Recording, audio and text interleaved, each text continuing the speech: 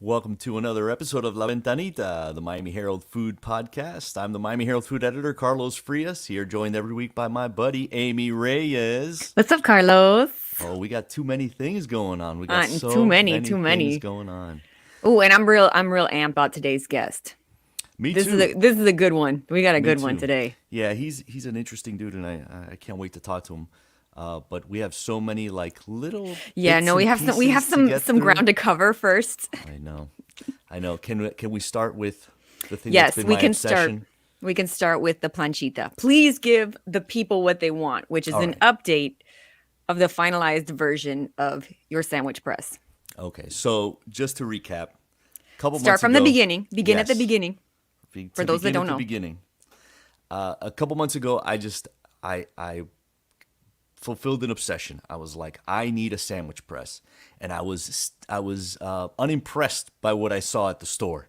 Those little ridged panini presses, That's George Foreman. Yeah, George Foreman. You could fit maybe one or two sandwiches, and the truth is, when I make one at home, I make 4 or 5 sandwiches. You know what I mean? And it's You don't like, play. You no, don't play around. I don't play around. I mean, No, I you're got not a messing big around when you're making family. your A lot of sandwiches. people come here and they love my homemade sandwiches. So I decided that I was going to get not just any sandwich press. I wanted a commercial sandwich press that I could bring into my house. And Felipe Valls of Versailles helped me secure one. He helped me get one. It was one of the ones that they had kind of floating in their system in disrepair. And he got it up to snuff and working, and it was amazing. I mean, it works incredibly. But when I brought it home, as you can see, it is not much to look at. There's some photos. If you're listening on the audio podcast, you can see it on the Yeah, let on me the YouTube describe. It looks a little like Brady Bunch era. It has a kind of An orange and black sticker on the front. orange and black sticker on the front, a lot of grime from years of sandwiching, and it just looks like it looks like it's been used, like it's fulfilled its purpose in life as a sandwich press. It is a workhorse. It is Norm sitting at the end of the bar at Cheers. You know, It is, yeah, He it's is doing weathered. its job. That's right.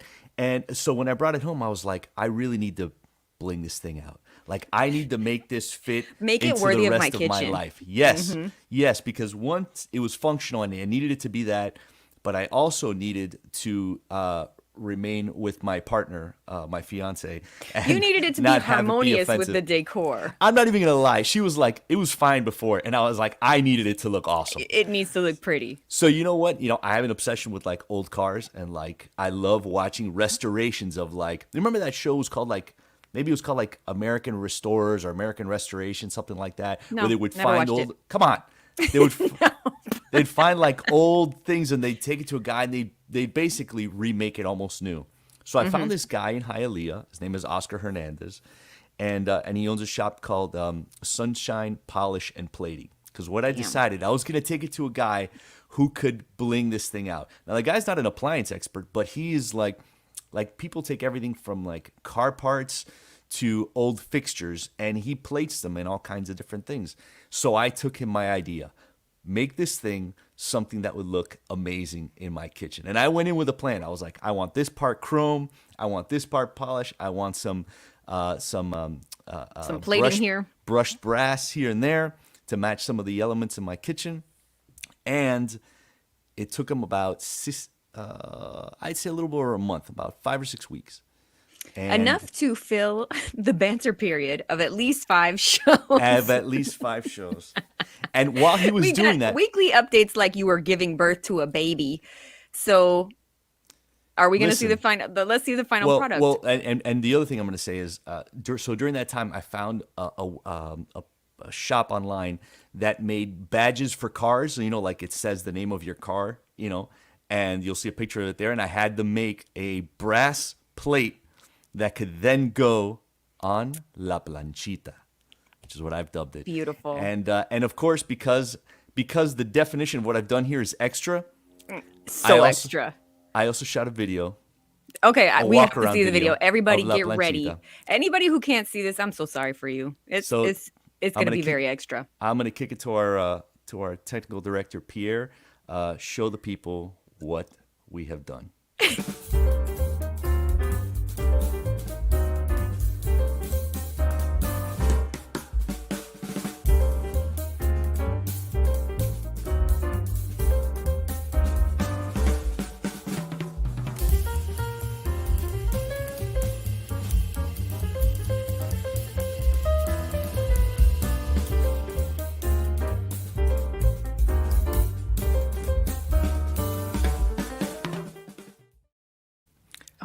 God, it is amazing.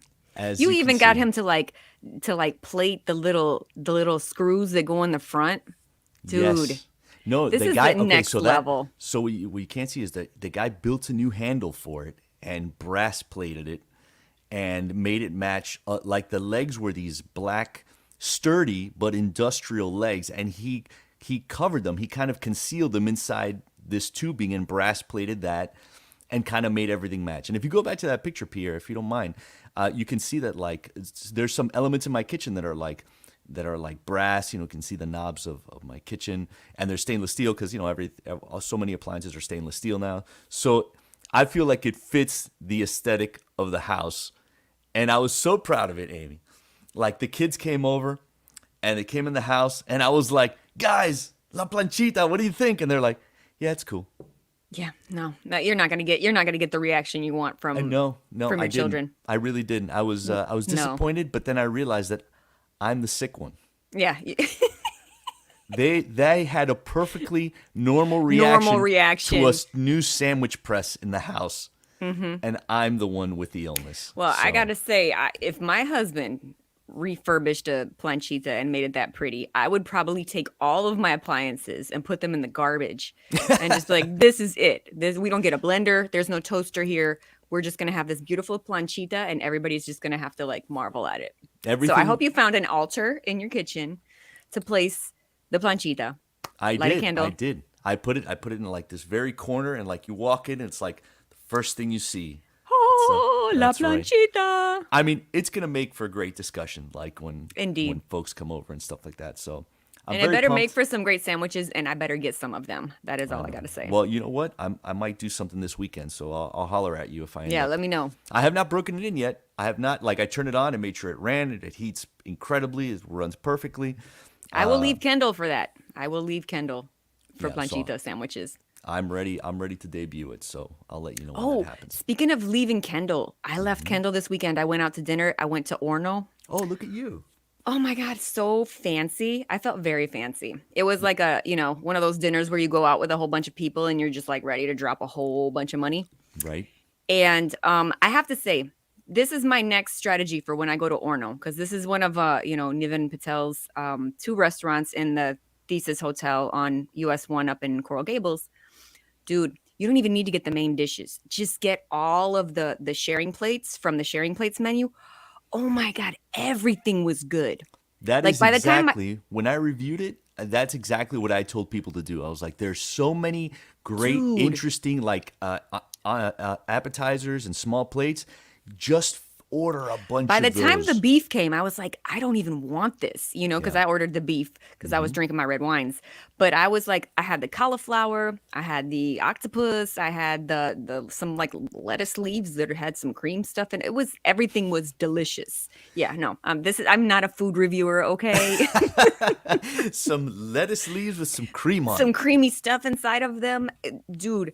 The That cauliflower, sounds good. I got them to bring us more cauliflower. I was like, I Yes, the don't. cauliflower stood out Oof. from when I went as being a really great dish, and it's interesting because he's done his version of a steakhouse there.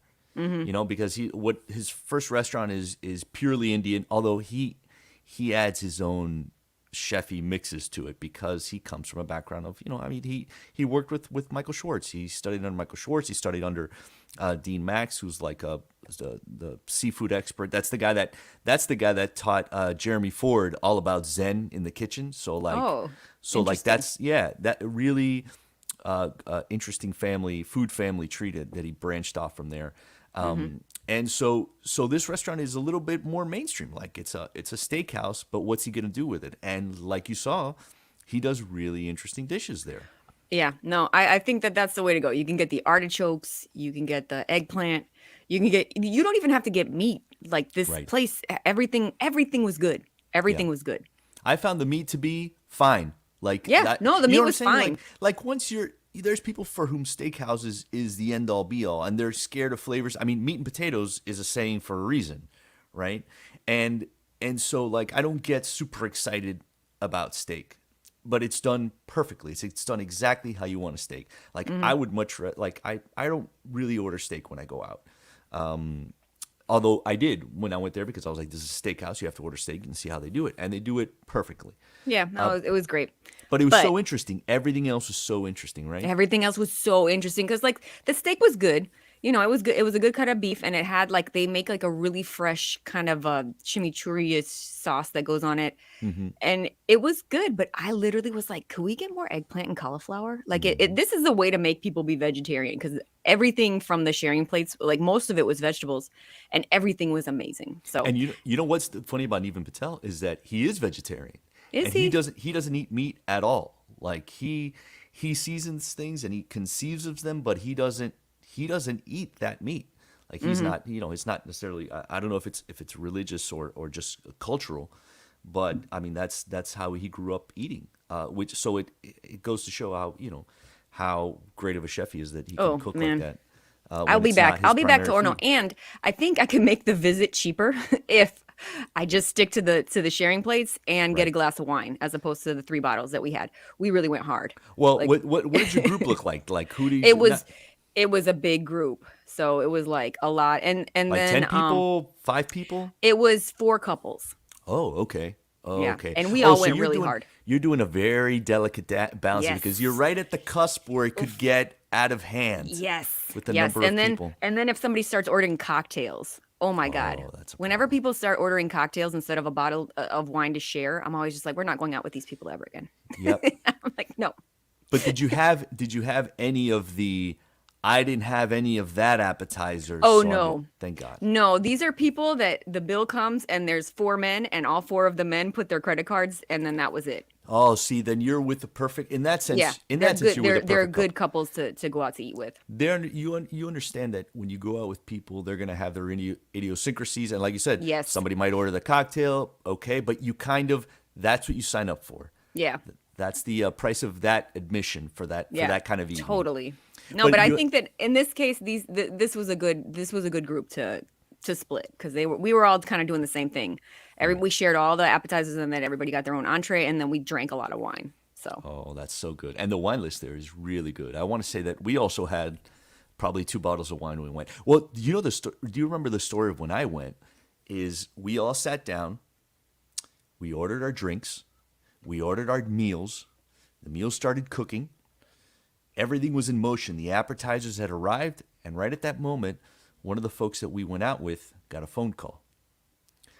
Walked out to take the phone call, came back in, sat down, and said, somebody at that party that we were all with last weekend tested positive for COVID. oh no. So we all sat there, And you were the like, what do we appetizer on the do? table. What do we do? Yeah. And what was there to do at that point? We stayed, we finished eating, and then we went home and kind of quarantined, and then waited to see what we heard from it. But that was right at the cusp of when we were trying to decide like, what does the world look like? And at Yeah. that point everybody at that table had been vaccinated. I don't think the boosters were out yet, but we had all been vaccinated. Oh man, For I'm glad we're kind for of like pushing past that point now. it is Now kind everybody's of got wild. this stupid sinus cold. So like everybody's instead of getting COVID, everybody's got the head cold. Everybody's got some kind of like Mm-hmm. flu like symptoms. Like Yeah. we've done COVID tests here twice in the last month because somebody was sick, and it's And it's been not COVID. just a bad cold, just some kind of head cold thing. Ooh, Carlos, before we bring out our guest, I have to tell you, I finished watching The Bear. I made it Okay, to episode 1 and because remember, The Bear is that show on Hulu. Hulu. It's on Hulu, and it's the show about this guy who comes back to Chicago to run his brother's kitchen, his brother's restaurant. And it was so stressful to me in episode 1 because everybody was so mean to each other and they were so stressed out and they were all yelling and screaming in this kitchen. And I was like, how are they going to make good food? And I was just like, no, I cannot with you people. And then Carlos was like, no, you got to stick with it. You got to hang in there. Just give it another go. So I strapped him and I was like, okay, we're going to do this. So I have to say it was a really good show. And I learned a lot about how kitchens operate. That there's an episode where this young chef that he hired institutes like a French protocol The for brigade, the French the brigade. brigade. That episode was so much fun for me because I was like, oh, this girl's going to get this kitchen running right. And she did. It was Yep. amazing. Like Right. she got all these people who are just numbnuts and who are just crazy and just like, where does this go? Where's this thing? I need hands, whatever. She got them all like, they were like soldiers. It was amazing. You know, what I think was genius about that show is there are characters that they rub you the wrong way, but they are still likable. Like there's the cousin, right? Cousin, and there's the woman chef who's been there a long time.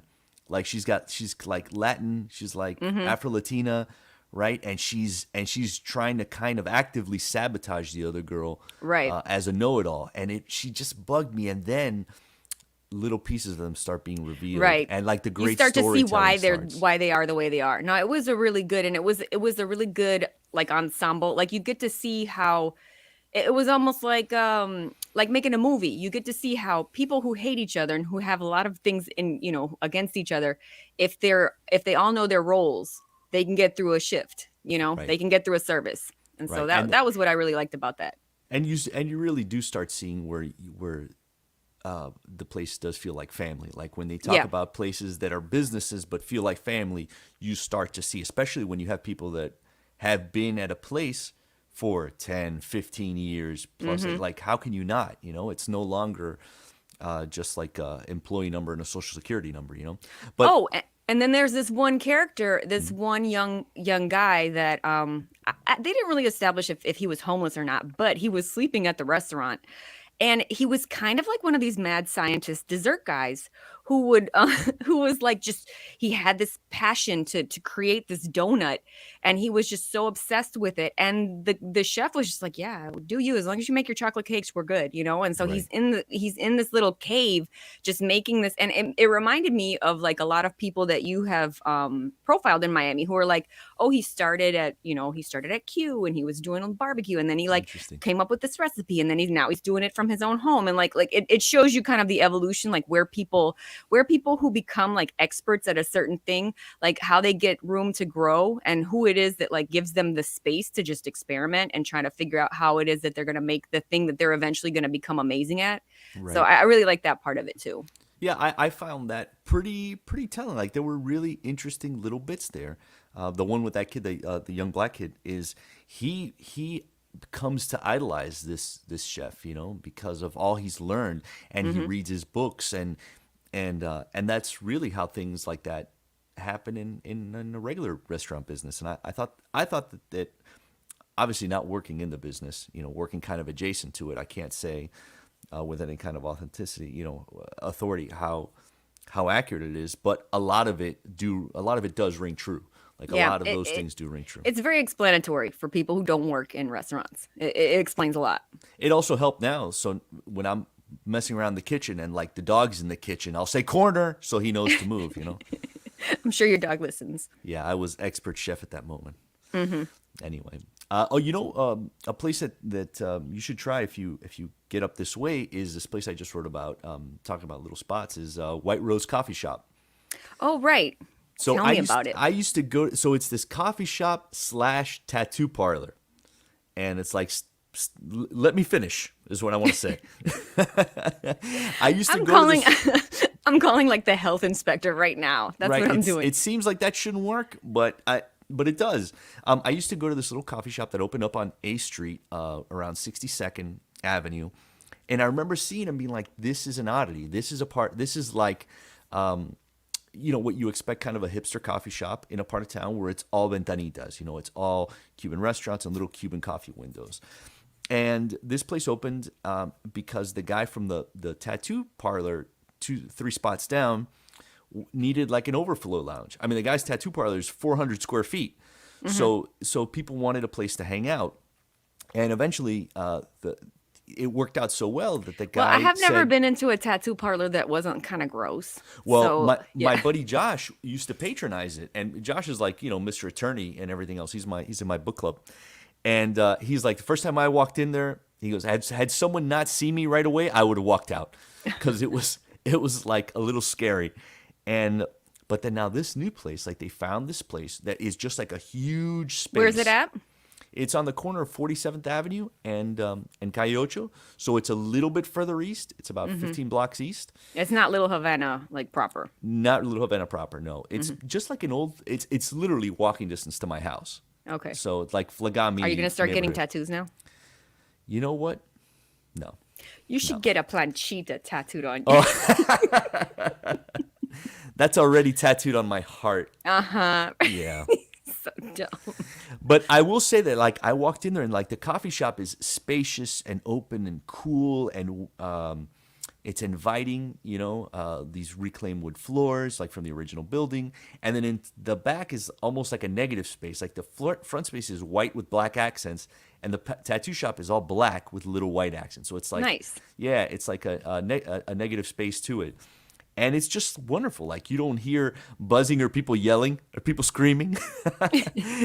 You can like have either or both experiences, and Coffee or a tattoo, or coffee and a tattoo. and the thing is, and I like that there are local folks. There are two Miami people that are doing it. That grew up in this neighborhood. Like one of the owners, Javier Betancourt, grew up literally in this neighborhood. Went to the school district, went to South Miami High, which is in the school district of where that shop is. Nice. So, they are locals doing it for locals, and I really appreciate that. So Nice. I like it. Sounds awesome. I'll get some coffee, but I'm probably not gonna get a tattoo. I do need to touch up my little 18-year-old my little 18-year-old tattoo from my back. I got a little Saturn because I was 18. And what did Saturn mean to you at 18? It meant nothing. It was like I literally walked That's into this cool. grummy place and I was like, I want that. Yeah. That is hilarious. Yeah. You should totally do that. You should do. You should get I should that done touch it again. up and I should add to it. That's what I should do. I should make it more exciting. Because I think all those things, without being someone who has someone who does not have a tattoo, I think that all those are life markers still. It tells you something about where you were at that point in your life. You were the kind who was 18 and went into a place and just pointed at the wall and said, "Give me that." Totally. Yeah, which is fine. Yep. I think that if you go, this guy is actually really talented, and I think that if you went there, I think it might be a slippery slope. I might get it might be the beginning addicted. of the billboard. Yeah. So I'm gonna rant just for a minute, like for 1 minute. One minute. and then I'm because gonna I move want on. to talk to our guest because I'm I do too. We've been bantering for a long time. we've been bantering for a while. But I will just say that Café La Trova was just named again for the third year in a row by this corporation who's very perfectly named world's best 50 world's best bars, and they were named to that. And it's weird. I had this weird experience where I guess now the guy that does the cocktails there, Julio Cabrera, who's one of the original partners, was like, I mentioned that it was a spot that was co-owned by Michelle Bernstein. And I got a note from his personal PR person saying that, no, she doesn't have an ownership stake in it. Even though her husband, David Martinez, has an ownership stake and he's a partner with Julio Cabrera. And she's done all the food and they've traded on her name and her being involved from the very beginning. And now it's like, oh, she's not a partner actually. She's she's not an owner. She's always a get partner. weirded out- She's a yeah. partner, not an owner. Yeah. And I always and- get weirded out when we get those kind of corrections from restaurants. They're like, he doesn't own the place, even though like the right. the name is attached to it. It's very tricky for us because like they do try to capitalize on well-known chefs' names, and then they like pull out the rug from underneath us because we're like, we wrote it that way. Was it not right in the beginning? It's a little bit weird because it either starts as disingenuous or ends up that way. Yeah. If you're not and in our business, there's nothing that you hate more than getting played. Yeah. Or being corrected. Yeah, exactly. I don't like being corrected. I know. I like being right on the front end. All the time. Exactly. Never not right. Like, tell us the thing and let us get it right. And I feel very bad when we get it wrong.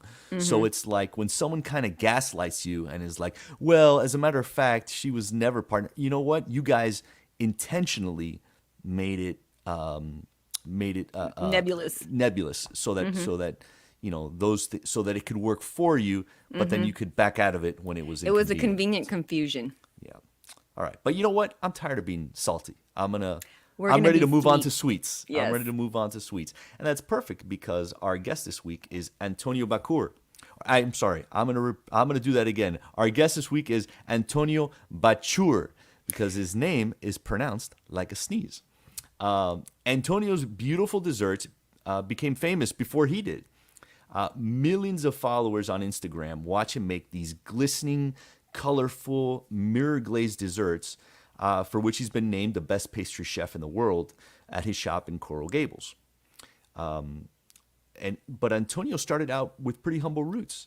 His family emigrated from a tiny village in Lebanon to Puerto Rico, where they started a bakery, and that's where he was born. And while his two brothers preferred to be out playing volleyball, he was back at the bakery messing with pasteles and wondering, why can't we put guava in a croissant?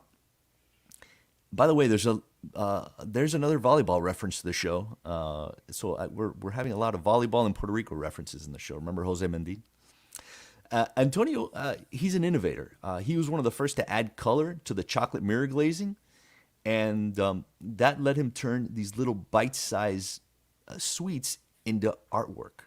Really, it's like they're like edible jewelry. He started posting photos of what he made to social media, and he never keeps the secret to himself. He actually has written several cookbooks, and he became a teacher of this method the world over.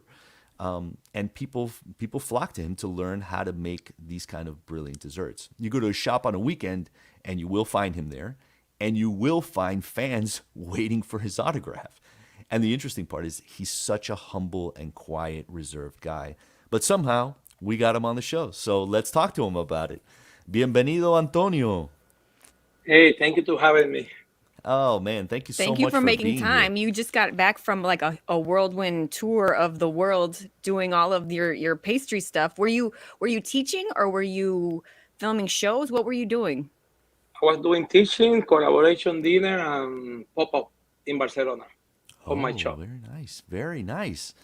You mentioned to us that among your trip, you were opening a Lebanese restaurant, and I want to ask you about that because your shop here started as just bakery, just pastries, and then into breads, and then it became kind of a full restaurant in Coral Gables. And I know that you're opening a new spot in the design districts too. So I want to ask you first, kind of going back a little bit, like what was it like? What was your household like growing up of Lebanese descent in Puerto Rico? What did your table look like?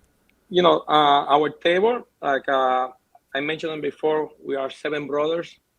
My mom was cooking all day. She was cooking for almost 15 people a day. In the beginning, was Lebanese food because that my mother she was making before. After she started learning cooking Puerto Rican food, and then in the table we have a mix of arroz con gandure, pasteles, steak, and cebollado with kibbeh, hummus, baba ganoush, kafta, all Guarani, all kind of Lebanese and Puerto Rican cuisine. Everything was a I, mess of I'm food.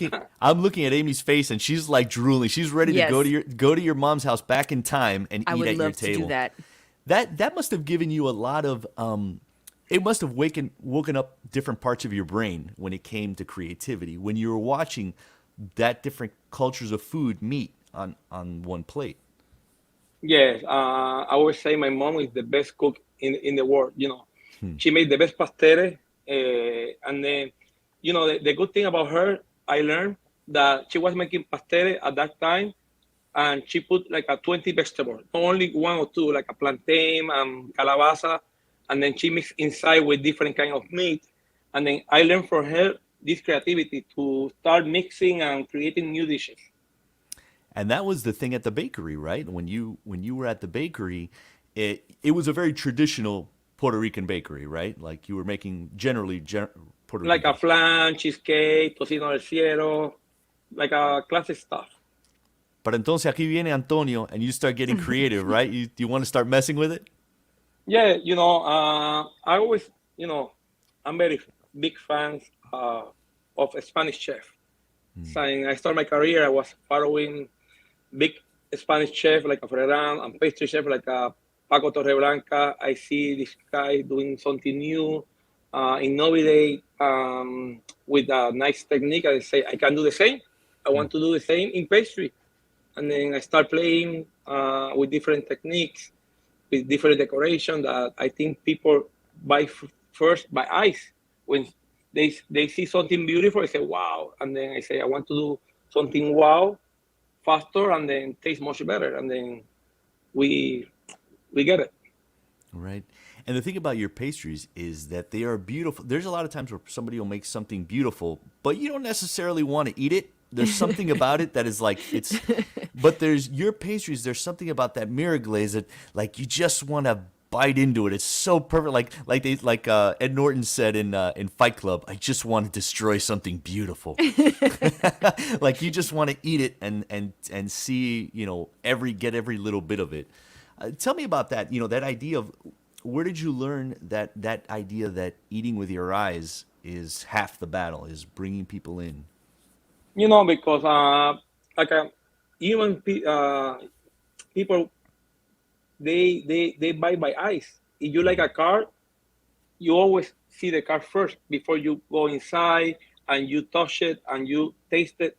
The same with the food. I think when you like something, the first impression, you have 50% that you want to buy that. And then if you taste and it's much better, people get crazy about that. And then I always thought like this is the way to sell pastry that look beautiful, but at the same time when you eat it, tastes much better. And then I think we focus in that the wow factor.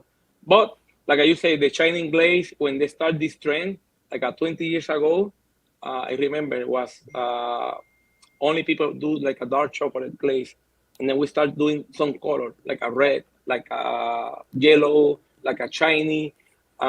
People was contact me from Russia in 2004 to go there to teach this kind of glaze, and then to Europe, to Asia, and then become this kind of crazy thing to traveling almost a month, 3-4 times a month to teach people to do that. So wait, back up, Antonio. How did you go from the bakery in Puerto Rico to start working in Miami? I moved first from in Miami in 2000. My brother was living here in Miami. I went to Europe and I came back to Puerto Rico. I started working in different hotel resorts in Puerto Rico, and then my brother said, "Come to Miami. It's a nice place." I came here, start working. And then I moved to New York back, and I came back to Miami. And you came here. You came here because you felt like Miami was a place where that was open, that was receptive to you changing the formulas, right? Like to bring in some of those high techniques. You were at the which hotel was it that you were at where you started creating some? I came. I worked first with a catering company, and then I went to Tallulah with Andrea Corso. Okay. In 2003. And then I worked for different restaurants. And then in 2007 at the W, when pastry chef opening, and then I went to New York for work for a different hotel, and I came back in 2009 to 10 to open San Regis. The St. Regis, right? That's St. where. Regis. That's After where you after you first opened the St. got a lot Regis, of. you opened another place over by Brickell City Center, right? You opened your first place? Yes, no, after San Regis. Oh, okay. Right. It In was like B 2015. Bistro. B You had some- Bistro, Bachour. B Bistro. Yeah. I remember I Bistro. went to a media dine there, and I decided after that I will never go to a dessert only media dine because they'll kill you with They will kill you with sweets. you will die. He just went to Over sleep. sugar. He just Over went to sweet. sleep It was after. just a lot of sweets. I was just like, you know something, guys, I can't eat anymore. Everything was delicious, but I was gonna die. I found it interesting. Like your one of the things that I really discovered about your place that I loved was I just love your croissants. Like they're the closest thing that I had to anything in Europe. Not just closest. I mean, it was identical to anything I had in Europe. Where you bite into it and it's just like you taste that cultured butter in every little bit of that bite. And I think people forget. Like they're like, why is a croissant so expensive? And I know at one point I was like, oh my God, I'm paying $4 for a croissant or $5 for a croissant. And then if you realize all the amount of butter that goes into one of those things, like it's one of the most expensive ingredients, Yeah. and the skill that goes into that. Our croissant, we use a 100% French butter. Usually people add 25% of butter for the croissant. We add 50%. 50%. It's a Amy, lot of butter. half of the croissant. It's basically It's a butter. vehicle to eat butter. And yeah, I I like love both of that. those things, bread and butter. I like them both. and and the butter is very expensive. It's the way I want to eat. We try to don't over fermented the croissant, the dough before we add the butter because I don't want to taste like the acidity. I want to taste like a butter, like a Yeah. fat. The good thing is the fat. It's not the fermentation. And then I love croissant. I can eat 10, 12 every day. I eat every day like a 10 croissant. It's my addiction. And then I want to taste a croissant that tastes like a butter, you eating like a bread and butter. That's You the know way what's to funny eat is croissant. when I hear you talk about that, like I do believe that you will eat 10 croissants in a day because I think of this guy, Renato Viola, who owned Mr. One's Extraordinary Pizza. And he was like a pizza nut. He was a pizza freak. He opened a pizza shop at his parents' house in Italy, like cooking out of the back room. Like basically, if I turned my planchita and opened my window and started selling out of it, that's what he was doing with pizza. And the guy today eats nothing but pizza all day. And I feel like those things, people that really are in love with what they do and are really great at it, are actually in love with it. Yeah, They're not just great at it. they consume their products. Yes, they use their product. You get high on your own supply. That's right. Today, I have already like a 3 croissant today. The lava cheese, the flan, and the pecan. Antonio, tell me a little bit about so your background. You grew up in this very this Lebanese household, and you just mentioned that during your trips and such, you're now opening a Lebanese restaurant in Mexico. Tell me a little bit about how you go from making pastries to just deciding that you want a fuller concept and you want to do more food. And now it sounds like you're touching into your historically your family's roots with Lebanese food. What made you think about doing that? Like I said before, my mom is my first inspired person to cook. I love to cook. In my house, I cook. I know how to cook. I cook many cuisine. And my mom, they teach us how to cook Lebanese food always because she was working a lot. They have some business, and then always we cook in home Lebanese food. And then, I always want to open a restaurant. After we opened the bakery and bistro, I want to open a food restaurant. And I was doing a consulting in Mexico for a big group, a hotel group, Palace Resort. This is like an all-inclusive hotel in Mexico. They have 14 hotels. And then we create like a commissary kitchen, like a 28,000 square feet to make like a croissant. We do like a 40,000 croissant every day to supply. Oh my God. Wait, did you say 40,000? 40,000 croissants per day. Yeah, I wanted to make sure that was not lost in any kind of translation. No, that is an 40,000, incredible number. How many of them did you eat? 20,000? Well, that's why you make so many. That's why. Yeah, in 2015, the owner of this hotel group, the Bachour family, they contact me to fix all the pastry program for the hotel. Because it's all inclusive. They want to do like a very high-end dessert for the customer because they are 4 and 5 star all-inclusive hotel. And then I went. Was a little bit mess because each hotel they have their own pastry shop, and there was one hotel they're doing good, one other they don't doing good. I say, well, we don't centralize everything, and we do a commissary kitchen that we do everything in one place, and then we send to each hotel what they need every day. And he loved the idea, and then he built out a big commissary kitchen with all the equipment I asked, and then we start doing all the croissant, pastry, dessert for the buffet. The dessert they have like a native restaurant, kind of restaurant, like a Lebanese, Indian. And then the Lebanese restaurant they have was not good. My brother and me, we go every month, 1 week to Cancun to show all the pastry chefs, all the new recipe, new technique for to the next buffet, because we change the buffet every month, different buffets for pastry. And they say, I told Habib, is the son of the owner, this restaurant Lebanese is no good. We need to fix it. And he asked me and my brother to fix it. And we changed Oh, all that's complete interesting. the menu. You know, Were you uh, like? Did you kind of rub your hands and say, "All yeah, right, now I'm gonna make yeah, some of Mama's yeah, food here"?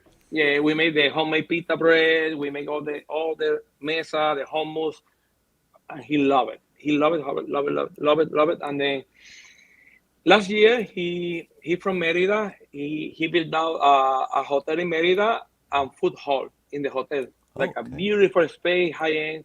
And he asked me to open Bachour and Lebanese restaurant, fine dining, and we say yes. And then we decided to open in Merida, Mexico.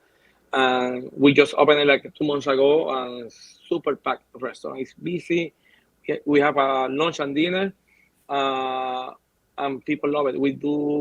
We make like a 6 different kind of hummus, like with camote or sweet potato, like with beet hummus, kalamata, olive, baba ganoush. It's like a mix of Lebanese, modern Lebanese, and people love it. It's crazy how people like it. Yeah. Is there a place in Miami that when you need Lebanese food and you don't necessarily want to start cooking, that you'll go and you'll have some? Is there a place that? My mom house. Does your mom live Uh, here? Does she Duh. live in yeah, Miami? yeah, she live in Miami. Oh, She make okay. the best Lebanese food. Oh, that Are all is your brothers here still fantastic. too? Yeah, yeah. I have one brother, two brothers in Miami, and three in Puerto Rico. Okay. Oh, wow. So you guys really made Miami home then. What is it Yeah. that you like about being here and setting up Listen, shop here? when I moved to Miami, I see the weather is amazing, the people, the different culture in Miami. That you walk in the street and you feel like you are in the best place in the world. The like I see, I'm very lucky. I travel every year about 25 country in the world. I cannot change Miami for nothing, for Hmm. any What part place of in the world. Miami do you live in? I live in Brickell Key now. Oh, that's nice there. My Yeah, oldest my oldest's boyfriend lived in Brickell Key, and that's an interesting little enclave. What do you like about that part of town specifically? Because you had your you choice. know, because I can walk with my wife. I have next to me Lamar. I love Peruvian food. At least when I'm in Miami, I go once a week to have dinner over there, and then to walk to go to the shopping mall, to walk around the. I love water. I wake up every day in my window. I see the water, and then I feel happy. You mentioned to me when we talked a couple of years ago that like getting married to you, meeting your wife was like such a big part of your life, and like you guys became like true, like it totally changed your life before and after. So, you know, I'm curious. I'm curious, like when you're a young guy coming up and you're trying to figure things out, and then you meet someone that kind of changes your life that way. I don't know. I'm wondering how that changed your life. You know, like I meet my wife in my first shop in Miami, the one she went in Bricker. Oh, okay. Yeah, she was in vacation in Miami, and then she went with her friend to Bricker, and then she stopped at this shop. When I saw her first time, I fell in love. I say, "Wow, who is this beautiful woman?" And then I went to the table. I talked to her. I gave a macaron in the box with my business card, and then she sent me a Wow. yeah, Look at yeah, yeah, that. He yeah, gave he gave her the digits with dessert. That's yeah, yeah, yeah. that's a good She move. was never gonna forget that guy's number. And then yes, I talked to her like a 5 minutes, and then she sent me a message uh, after uh, after 1 month we married. She was in vacation. Wow. What? That Yeah, is yeah, You got married amazing. a month later? yes. What year Well, was this? In 2016, so you Wow. guys you guys have now been married going on 8 years then. Or 4 or 5. No, six 6 years, years, going on 6 years. six. Uh Yeah. you're um you told me the story that like that's not also that is there's part romance and there's part of like feeling like you build a life with someone as well, like someone that you see Yeah. that, that The thing, she was from Colombia. She was in vacation in Miami. My mother and my brother, they are very traditional. They have the mentality of the Lebanese people. If which I come is to my, they If I told to my mom that I meet a girl from Colombia in in 2 weeks, I will marry. She will get crazy. She don't allow me. You know, she, and then we don't say to anybody. We after 1 month, You I eloped? yeah, I keep in secret. Wow. We get Wow. married. At that time, my mom she was living with me in my house, in my apartment. Uh, I was in Brazil doing some consulting. I came Friday morning. The flight they came. They arrived to Miami at like at 6 o'clock. I came to my house. I take a shower, and then I told my mom I go into my shop. She said, yeah, okay.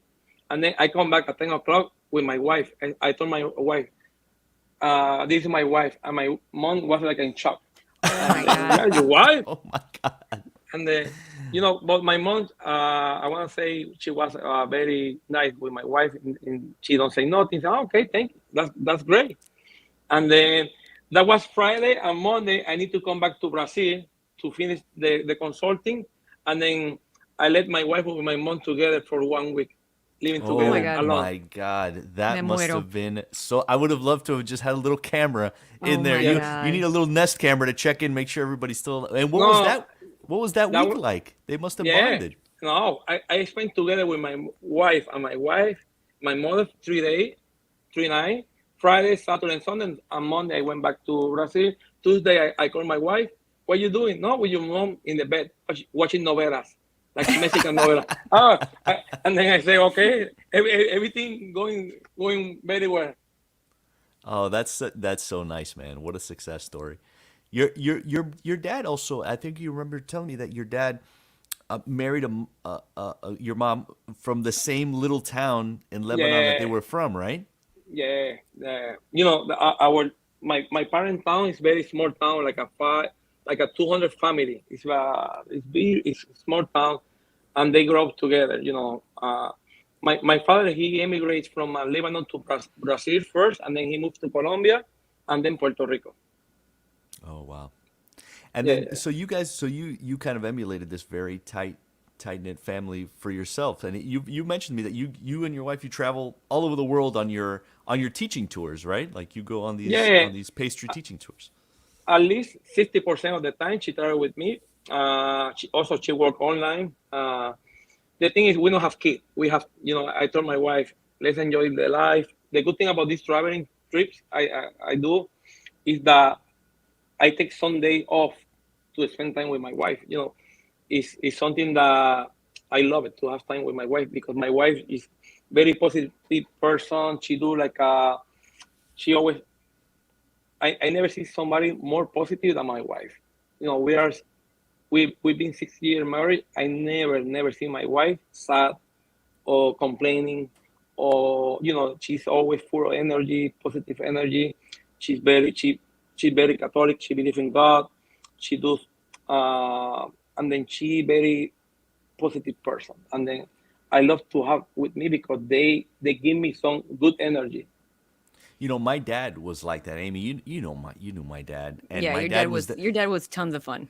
my dad was the kind of guy who never had a bad day. Like people talk about being depressed, and that's a real thing. But my dad was never down. He was not a person. I mean, in like my entire life, people in their most private moments, and he was never down aside from the God, I crying wish the my day his husband mom. could say these things about me. He You you you probably you you, does. you, you know He does not. when we get married, I was raining. I said, "Wow, it's raining today." I said, "Now it's a disaster. The business will be crazy, and people they will not come to our shop." I said, "Don't say that. Say, thanks God it's raining because the raining when they rain, they feed bird, plant, whatever. You need to always looking for the positive thing about what everything happened. Uh, My dad was like that too. He was a like farmer. this, you know." So it was like he was the kind of guy where if it rained, he was happy because the trees were growing and everything else. Like it's a cosa de Guajiro. I think that's Yeah, and you the, learn and something she with that. think like this, like everything happened, good or bad. She say it happened for a good reason, and for me, this I learn a lot from my wife. This kind to be better person, to be always positive. Dude, I need to be more like your wife. Yeah, 100%. That's a Be good more way to be. supportive, Amy. You want your husband to talk to you like that? You be like more like his wife. Be I'd nicer. be like, oh God, Be everything's nicer. terrible, Be so Tony. salty. Oh, you mentioned about all your travels. You were just traveling. You mentioned you were working on a documentary with the Discovery Channel. What's all that yeah. about? In Italy, I went to Spain, to Madrid. They give me the award of the best pastry chef this year again, twice in 4 years. It was You've now been Congrats. named world's best pastry chef for a second time. second time, yeah. Very And good. then I went to Madrid to do for this and to do a dinner with Danny Garcia and Alex Atala. We did a collaboration dinner. I did the dessert for the press for this award, and then they invite me like last year to do like with a fourth chef from Germany and Netherlands to do a documentary of Puglia in Italy, in the south of Puglia, in the Interesting. city of Taranto. To Taranto, it's beautiful city that they have the bigger mussel farm in this kind. They grow up mussels So it's in lots the of water, seafood, mussels, a the whole seafood thing. mussel. Yeah, yeah. But they are very famous in mussel, but also they are very famous in burrata, in cheeses, in local products.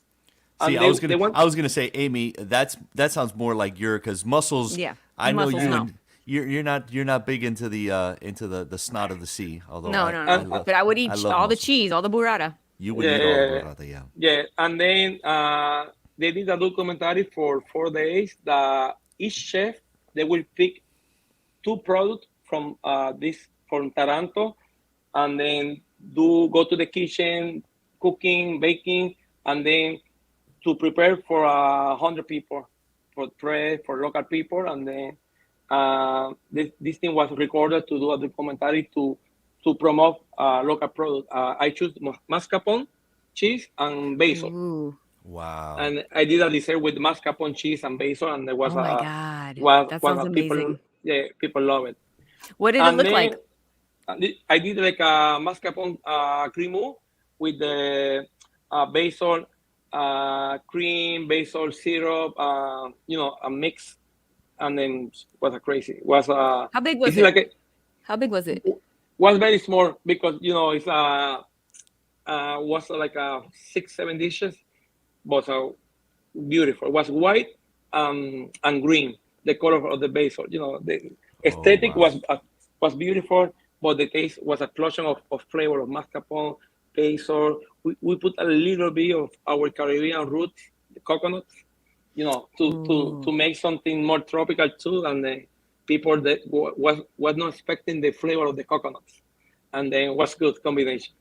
You work with mascarpone a lot. A lot of the desserts that I've had at your shop, you have that flavor profile. What is it about that particularly that I love to work with mascarpone, also with yogurt, because this kind of dairy, they give a nice texture to the dessert. that's very Lebanese, right? Using Yeah, Mm-hmm. yeah, the yogurt. yeah, to make nice and creamy. The texture of this kind of mascarpone, you can mix with different flavor of fruit, chocolate, or of whatever you want to add it. And I like the texture, soft and creamy. When you eat, they melt in your mouth, and that's how I like to work with this kind of products. So when I first found out about you on Instagram before even you had that place in Brickell, how did you go from being like a guy who makes desserts to being like the guy who everybody has to follow on Instagram if they want to know what like the newest, most beautiful dessert trends are? Like how did you become like an Instagram thing? Because by the time I found you, you already had like 500,000 followers and like you were just everything. You don't even come on the screen. It's just your hands doing stuff, and it was always just the most amazing thing. Like how did you become like how did you know to adopt Instagram early and then just kind of run with it? I think because I break the rules of pastry in the world. Uh, because before, French chef, they do a lot of great things, uh, the great techniques coming from France. but all it was the same. Was the banana, the hazelnut, the caramel. Everything was black, black and white, black and white, black and white, brown, black and white. You know, I remember I was doing all this plated dessert before in the 2000, 2005 with edible flower with different color. And people, I remember one guy from Spain, they always say, a famous pastry chef, I was following Antonio only to see the dessert in the glass he was making. I was making dessert in the glass that they look like a plated dessert in the glass with a lot of color, flowers, and that people, when they saw this, and we opened the vision of pastry to most of the people were sleeping with the same thing that we've been doing for 100 years, like the same chocolate, praline, hazelnut, banana, and coffee. That was the color. And then when we blow away the aesthetic of the dessert that looked like a piece of art, people was crazy about that. And people was contacting me to do a class in Bangkok, a class in Spain. And then like this, we start growing, and become very famous with the color in pastry, in dessert. Was it you running the Instagram account? Was it you just like, okay, Yeah. I like to run my Instagram account because I like to be in touch with the people. Some people, they ask so many questions or good questions. If they have the time to ask me, I have the time to get back to them. You take a lot of the photos, right? Like you always have the newest iPhone and you try to take really nice photos of things, right? Listen, if I choose to not be pastry chef, I will be a photographer. I love to take a picture. I have like 85,000 pictures in my iPhone. 85,000 pictures. Yeah. He's got the upgraded plan. I was gonna say you got that iCloud. He's got the world's biggest cloud. The $100 a month iCloud plan. Yeah, something like that. Believe me. And then I like to take pictures. It's my passion. I never have a professional camera. Always in my phone. Interesting. I have a good eyes. I always say I have a good eyes to take a picture. Right. That's fantastic. And you've translated that now to like, I'm curious how that goes over into when you open a full restaurant, right? Like Bachour here in the Coral Gables has been for the last couple of years a full restaurant, and you're opening another one in the Design District. What's the deal with that one? Yeah, we're opening now a Design District, table, like in French mean come to my table. We want to open a restaurant with a French influence. I love French food. Being in France, every year I go like 5-6 times to teach classes in France. I love it. And then we decided to open a restaurant in Design District. For me, when I came to Miami, one of the best place for me for restaurant was downtown and Design District and Coral Gables, of course. But I put my eyes in Design District where I had the opportunity to open something. I don't want to open Bachour because people, when they say Bachour, they know it's Bachour brunch, all-day brunch, dessert, croissant. I don't want to open the same concept because we are so busy here in Coral Gables. We do like 7,000 people a week. Saturday and Sunday, we do 1,000 for brunch. And then I want to do something different. I want to do something that I can be more creative to do something different, because when you do the same, I think at some point you will be like bored. Like, okay, let's open. I know to do this already, but I want to do something different that I can get more excited to do it and keep doing, because I have a lot of passion for this career. For me, you cannot believe it. I wake up every day like on my first day. It's not like I wake up today, I need to go to the restaurant. I wake up every day at 4 o'clock, and my wife say, why you need to wake up so early? Because I need to go, I want to go. I still have the same passion like 30 years ago when I started this career. And then I want to keep to do something new, and then we decide to open Table. I think that there's so much truth in that. Even you don't have to be a famous chef. For instance, I was thinking of the guy's name is Andy Herrera, and he owns a little Cuban bakery called Breadman. Breadman is the place that invented the croqueta cake It's a cake The monstrosity. surrounded with. Do you know what I'm talking about, Antonio? Have you heard Yeah, about yeah, this? yeah, of course. So he's a guy that would wake up at 3 a.m. and say like, "Oh my God, I just had a dream about this," and he would turn to his table, or he would tell his wife, "Quick, write this down." And each of them have a notepad next to their bed, Me too. and they Me write too. things The down. same. The same. That only happened with people with passion, with this passion for this career. I wake up 3 o'clock with the idea. I write. I have my notebook next to me in my desk in my bed. Oh, that was a scene in The Bear. Yeah. That happened in that TV show, The Bear. The chef was sleeping, and then she woke up and she was like, "Oh, it's semi-glazed with the That the risotto." happened only to a passionate chef. When you have Mhm. passion, it's something you like. I always say, I have breakfast, lunch, and dinner thinking about passion, about food, about what I need to do next. Well, Antonio, we know that you are eager to eat another croissant anytime now. You've been starved for croissants, so In 20 minutes. Yeah, wait we for the interrupted That's his croissant flow. his watch is gonna go off and like beep beep beep. Time to eat another Croissant croissant. time. So before we let you go, we got to ask you to play a game. You know, you've grown up here in Miami. You know, really, you've spent so much of your life here in Miami now that I know that you're familiar with croquetas, pastelitos, and café cubano. So we're gonna ask you to play a version of Kiss, Marry, Kill with food. So of those three things, you have to pick one that you want to kiss, another one's one that you just want to have around for a minute, you really like it, one that you want to marry, and one that you have to kill, you have to get rid of. So if you have croquetas, pastelitos, and café cubano, play Kiss, Marry, Kill with us. Which do you choose? Of these three, Of those three. café cubano. Café Okay, cubano. so that's your Mary. That's the one that you can keep forever. Yeah. I love coffee, and café cubano I cannot live without. Really? Okay, That's so interesting. Yeah. Which one would you kiss? Which is the one that you're like, okay, I'll have you now, but then we can break up. We can break What are up. the other two? What are the other two? Croquetas The and pastelitos. Pastelitos. Yeah. I love it. I love it. Pastelito, So he wants the guavanchín. sweet. He wants the sweet. So you Yeah. kill croquetas. Yeah, of course. Oye, pero, Between pastelito and croqueta, pastelito He's a guayaba. pastelito man. Yeah, I love it. you know, I have not seen pastelitos at your shop. When are we going to see pastelitos a la Antonio Bachour? We did the croissant guava cheese, like an inspired of the pastelito guayaba. Oh, Of okay, course, okay. of Yeah, course. no, that guava and cheese croissant is Yeah. amazing. It is We amazing. did.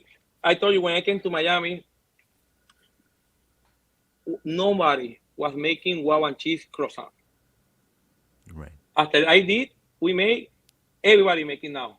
right. Everybody, even with the same shape.